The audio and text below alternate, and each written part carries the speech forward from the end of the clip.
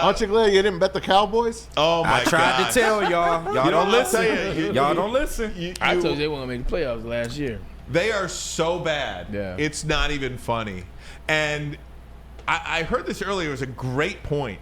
So many people will bag on Jerry Jones for not getting in on the Derrick Henry sweepstakes. Derrick Henry did not want that much money. There was the thought that Derrick Henry was interested in going to Dallas to play for the Cowboys. But in the game last night, it was the other guy, Joe Mixon, that you're like, how did the Cincinnati Bengals let him walk like that? Wow. Especially, we showed the stat yesterday with Joe Burrow and all of the different quarterbacks that had similar stats through the first 10 games. It was Tom Brady, ended up 16-3, won the Super Bowl. It was Aaron Rodgers, 13-3. Manning. And he's 4-7. Do you think the Cincinnati Bengals could use Joe Mixon right now? Oh, my God. Yeah, Cincinnati Bengals are a cheap organization. Look, you still got two guys. We just talked about this yesterday, and T. Higgins and Jamar Chase that they won't pay. They refuse to pay guys. That's what this organization's been. Maz has told us that since we first started doing the show. Mixing what Joe Mixon had going on off the field when he was in college, and then again once he was with Cincinnati Bengals, you mix in those things, and they just let him go. But Houston Texans said, look, he looks like he was all cleared to me. And they've been utilizing him well, especially since you haven't had Nico Collins and has Stephon Diggs. You've had Joe Mixon. So it's worked out tremendous for the Texans. He's as good as any running back in the game right now, except Jahmyr Gibbs. If you ask me, he looks like he's got his fresh legs. He's explosive. He is doing everything you could ask for a back, except against one team. The Lions. Remember, he took that Surface Pro and he tossed it because they held them to like 2 yards a carry. So bring your best to Detroit and play the Lions, and it's just not going to work out for you. And I'll tell you who's bringing their best as well. It's anybody that plays the Dallas Cowboys. That's an organization, that's an owner, that's a team, that's an emblem, that's a uniform, that's a city, that's a place that teams not only want to go and win the game, they want to flat out embarrass the team on the other side, and that's what's happening. There's one team that you see year-round. You see them on the wake-up shows. You see them on our show. You hear them talk about them all throughout the year, no matter how bad their quarterback is, no matter how bad their coach is. That's the Dallas Cowboys. They are primetime at least 7 times a year, and they love showing Jerry's World. Jerry's World. What's new at Jerry's World? Teams know that. Players know that. And they can't wait for an opportunity. And now you got a Dallas Cowboys team that sucks. Every team that plays them for the rest of the year. I mean, it started last year with Green Bay. Insert New Orleans at the beginning of the year. Minnesota, the Baltimore Ravens. Everybody wants to punish them because they get tired of hearing about the Dallas Cowboys in Jerry's World. I look at the bottom of the standings, and you look at some teams that are completely devoid of any sort of talent. The New York Giants are about as miserable as you have it as an organization. Decent defense, though. I like Malik Neighbors. I like Kayvon Thibodeau. They do have some defenders that you look at and say, okay, you could maybe make some. Brian Burns. The Las Vegas Raiders, they've got Brock Bowers on offense, but nobody else really to write home about. I mean, I can't think. Max Crosby, you know, obviously. So you got an offensive player, a defensive player. Somebody your fans could buy their jerseys for, but you're not doing anything with just one player on each of those teams. The Tennessee Titans, no. I mean, that's a miserable situation going south. The Jacksonville Jaguars, all the talk is that Bill Belichick is going to go be their coach next year and everything like that. But if you look, the Dallas Cowboys, I would lump the Dallas Cowboys in with the Tennessee Titans, the Las Vegas Raiders, the New York Giants. That's a team that has no talent. Even Micah Parsons, it feels like, and maybe this is just one of those down years. I don't want to have some big overreaction. You can't rush the Braylon. passer when you're down 30 points. That's the kind of what I'm getting at. I don't want to overreact, but I'm going to overreact for a minute. It looks like he's declining this year. Nothing? Well, I don't think he's declining as a player, but if you're talking about the roster as a whole, due to injuries and just team not preparing, you're right. This isn't one of these rosters that you fear. You start to look at the roster and you start to try to point out players. Trayvon Diggs, you know, he doesn't necessarily look like it. So he gets. I mean, he's a ball hawk. He gets interceptions, but Man, he allows He's one of those players that the ball, like the interceptions and the ball hawking is always overshadowed how bad he was and out of position he was a lot of the time. So you're to that point. When you don't have those seasons when you got 8 interceptions, 8 picks, you get to see getting exposed as much as he does. But there's just a couple players on his team. Just a couple, maybe. And C.D. Lamb. And they're all despondent. Every guy has his head down. And this is not the year to be bad, to be honest with you. This is not the year at all to be bad. NFC is fraudulent. It is. Well, I'm just saying in terms of for draft picks. Oh, well, that too, yeah. This is true because the college draft. I mean, you've got Travis Hunter. Shedeur. I don't know if I'm a believer that Shedeur Sanders is a franchise quarterback. I don't know yet. I just don't know yet. I just can't take Travis over Shedeur. Travis is too skinny to me.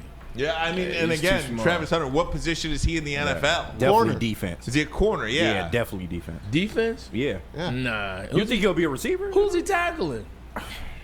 Xavier Worthy weighs less than Travis Hunter. You can always put weight on. No, I just don't know about his consistency as a receiver. That's it. But no, I was saying the weight wise. I was saying I see receiver wise because of the weight. Oh, well. I see receivers that size. Like you look at the other side, you don't see DBs this size. Yeah, trying to come up and hit these backs in the NFL. There's going to be a lot of teams, desperate teams, looking for quarterbacks. I don't know how good this quarterback class is, like you said, and there's going to be teams that just take their chance and draft one. So. Travis Hunter's supposed to be the number 1 guy in the draft. Am I wrong on that? I'm just looking at CBS Sports top college draft pick. Travis Hunter, number 1. Will Johnson, number 2. Mason Graham, number 3 on this list. The first quarterback is number 9 on this list. It's Shedeur Sanders. First quarterback listed is ranked 9 on this list. And then you don't have another quarterback until 18. Does anybody believe in Quinn Ewers anymore? No. I kind of do. You kind of do? Yeah. I kind of don't. Sort of. I watched a little bit of that game on the road at Arkansas. Just couldn't get anything going. I saw him against Michigan, and he looked like a pro quarterback against Michigan. That's different. I was there at that game, and I said, wow, no wonder this Northwestern's quarterback is going to look like right. Miller Moss came here. And then you've got Carson Beck and Jalen Milroe, 24th and 26th respectively on this list. So when you look at the 5 quarterbacks that were taken in the first round last year, 5 within the top 12, if you're a situation in the NFL, Braylon, if you're Jacksonville, New York, Las Vegas, Tennessee, Cleveland, the Jets, even Dallas, Carolina, you never know.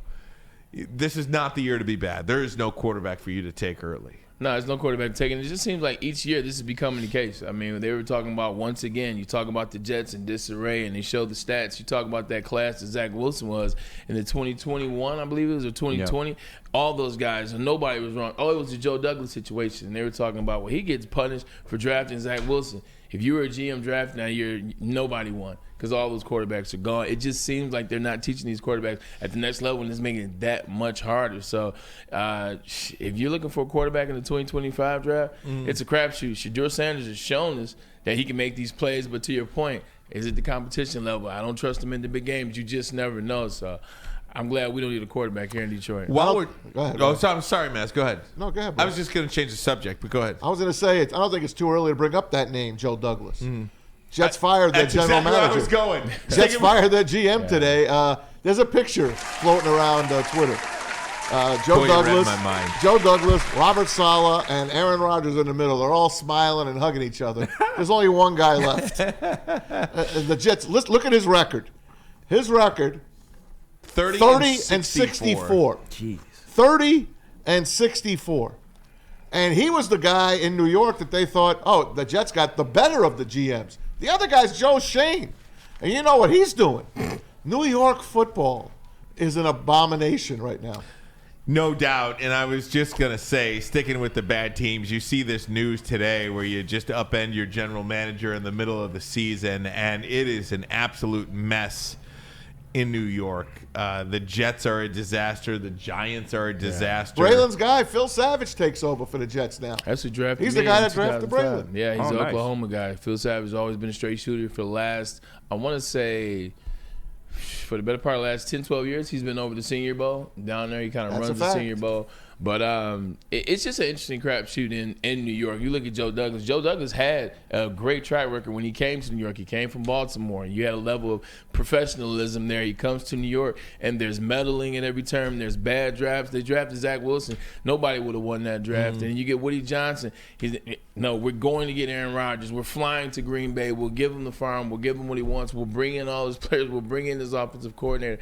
So it just seems like in just this situation, which I don't know fully, seems like Joe Douglas was a good GM or a good potential individual that went to a bad situation. Look for Joe Douglas to get a job soon. He will. Yeah. You know what's so funny about these situations like this? You look at the Jets. You look at all that talent. Aaron Rodgers. He brings in, Devontae Adams, Alan Lazard, Randall. Was Randall Cobb there? He was. Last Yeah, year? yeah. You know what I mean? And I know he game. got injured last year, and Zach Wilson played quarterback. They weren't very good. But I'll speak for myself, could peg a team so poorly. Like in the season predictions, we'll all say about how great our Lions season prediction. And in all honesty, that's the team we follow. That's the team we know about. But I have them playing the Jets in the Super Bowl. You know what I mean? And to be so wrong about something. Yeah. You're not the only one. Get in line. I know. That's what I'm saying. Yeah. I'm not just pointing out myself, but collectively, you see these guys on ESPN or Fox or NFL Network talk about even the NFL, by the way, because if the NFL and these networks think at all that this is even a potential to occur this year, they're not on national television 7 times. Yep. That's a fact. Right. So not only did I get it wrong, not only did the Jets get it wrong, and all of these so-called experts get it wrong, the people who are absolutely paid to prognosticate what teams are going to be good this The year, schedule maker. they all got it wrong because they would never have put the Jets on national television this many times. No, I agree. Yeah, sometimes before the season started, I had them winning that AFC East. I talked about how Buffalo was done. I said I didn't believe in Miami. I gave you the song and dance about the You Patriots. were right about most of it. Except for the Patriots, the Jets. They end up being the worst. flip-flop with in the Bills. division. So, everybody thought that Aaron Rodgers, you saw the miracle comeback last year. He's throwing passes in November. You're like, all right, maybe there's something there. He bring in his buddies. This is supposed to be the year. And it wasn't. No. And sometimes you have to believe what your eyes tell you. My eyes tell me that, look, Aaron Rodgers is done. This situation, this thing is done. And the Jets are right back where they started. They're actually even worse. They're than 5 they years started. worse. 100%. So They were closing in on becoming a good team because they had the defense all set. defense was so good 2 years ago. They had draft picks. Now the defense won't even play for Auburn. They gave it won't all play. away. Yeah. They gave it all away for a guy that I thought would come in and go out on top, and I was wrong. To their I was credit, to the Jets' credit, though, how many Super Bowls have they ever been to? One when they were in the AFL.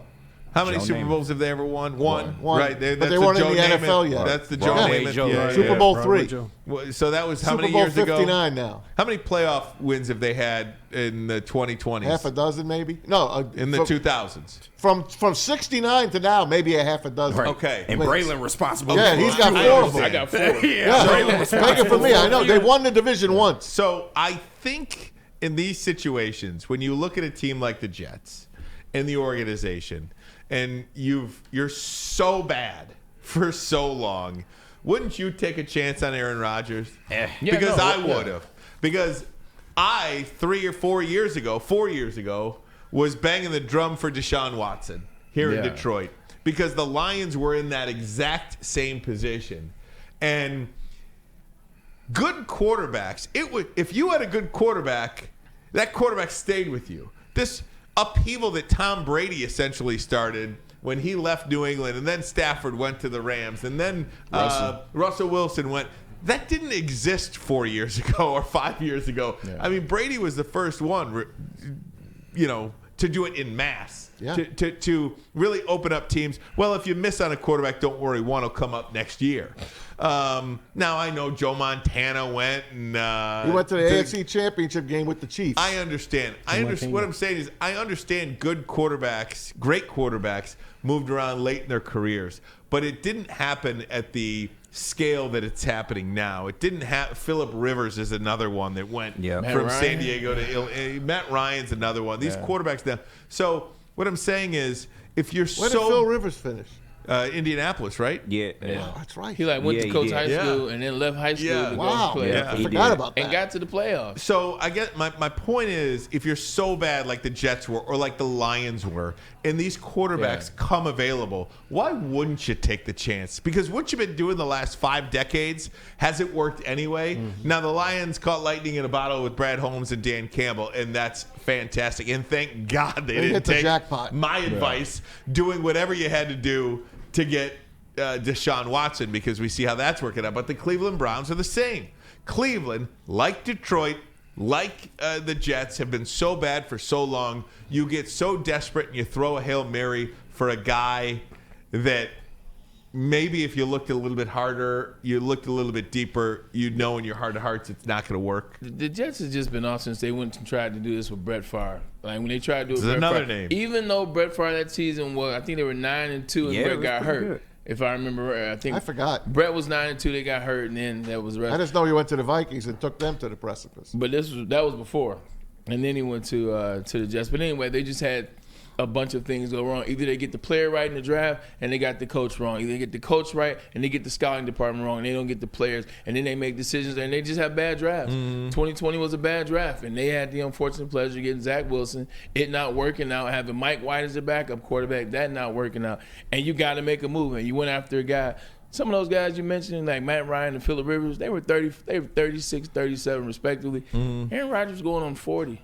Yeah. He's going on 40, so I think it was understood the play, but it just happened to be Father Time. He makes no mistake. And Tom Brady kind of ruined that for so many others, right? Because, I mean, Brady, 43, 44 years old, and I'll tell you this much, if Tom Brady wanted He's to... on a different program, though.